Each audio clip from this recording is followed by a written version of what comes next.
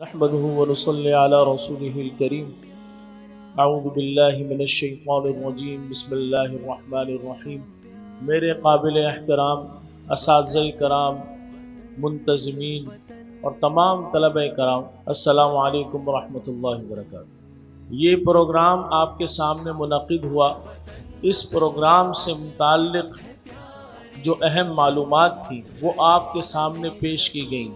تو یہ ملک پاکستان کے اندر پاکستانی عوام اور اسی طرح سے پاکستانی افواج اور پاکستانی علماء کرام کے یہ کارنامے ہیں۔ یہ ملک ہمیں 14 اگست 1947 میں حاصل ہوا اور لاکھوں مسلمانوں کی قربانی کے بعد حاصل ہوا، اور پھر اس ملک پاکستان کے دفاع کے لیے افواج پاکستان اور پاکستانی عوام نے قربانیاں دی، اور اس دن کو ہم یوم دفاع 1965 سے ہم اس کو یاد کرتے ہیں۔ اور اسی طرح سے 1974 میں قادیانیوں سے متعلق ایک قانون نافذ کیا گیا کہ ختم نبوت کا جو انکار کرے گا وہ کافر ہے، دار اسلام سے خارج ہے۔